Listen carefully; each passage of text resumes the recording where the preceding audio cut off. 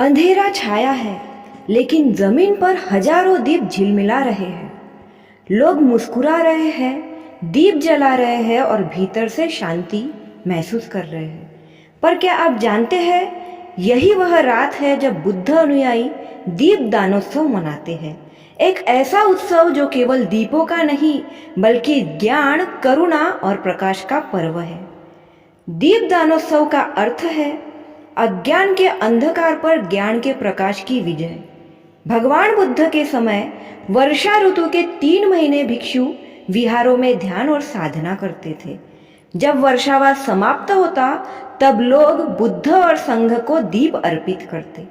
यह प्रतीक था कि ज्ञान का दीपक कभी बुझना नहीं चाहिए। कहा जाता है कि दीप दानोत्सव की परंपरा स्वयं बुद्ध के समय से शुरू हुई। एक बार भगवान बुद्ध वर्षावास के बाद जेतवन विहार में थे। उस रात सबने मिलकर हजारों दीप जलाए, यह संकल्प लेकर कि धम्म का प्रकाश सदा जीवित रहे। उसी दिन से दीप दानोत्सव एक परंपरा बन गया।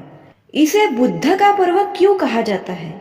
दीप दानोत्सव को बुद्ध का पर्व इसलिए कहा जाता है क्योंकि यह धम्म के प्रकाश को जग में फैलाने का दिन है। इस दिन भिक्षुओं का वर्षावास समाप्त होता है और लोग धम्मदान, दीपदान, अन्नदान और वस्त्रदान करते हैं। जैसे अन्य धर्मों में प्रकाश पर्व मनाया जाता है, वैसे ही बुद्ध अनुयायियों के लिए यह धम्म का प्रकाश पर्व है। दीपदान केवल तेल का दीप जलाना नहीं है, यह मन के अंधकार को मिटाना है। बुद्ध ने कहा था, अत्त दीपो भव, स्वयं के लिए दीप बनो, मतलब तुम ही अपने जीवन के प्रकाश हो। जब हम ज्ञान, करुणा और अहिंसा से अपना जीवन प्रकाशित करते हैं, तभी सच्चे अर्थों में दीपदान होता है। दीपदानोत्सव आमतौर पर कार्तिक पूर्णिमा या अश्विन अमावस्या के आसपास मनाया जाता है। थाईलैंड, म्यांमार, श्रीलंका, कंबोडिया जैसे देशों में इसे थंडीग्यूत या लॉय क्रॉथोंग नाम से जाना जाता है। भारत में विशेषकर नागपुर, बिहार, लद्दाख और महाराष्ट्र में लोग दीपदान करके बुद्ध को नमन करते हैं। आज के युग में हम दीपदानोत्सव कैसे मना सकते हैं?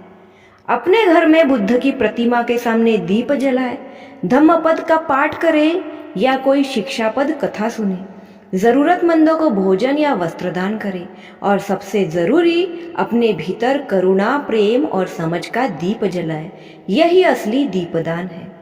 बहुत से लोग सोचते हैं कि दिवाली केवल एक धार्मिक त्योहार है, लेकिन सच्चाई यह है कि दीपदानोत्सव का इतिहास बुद्ध काल से जुड़ा है। समय के साथ रूप बदला, पर भावना वही रही, अंधकार से प्रकाश की ओर, अज्ञान से ज्ञान की ओर।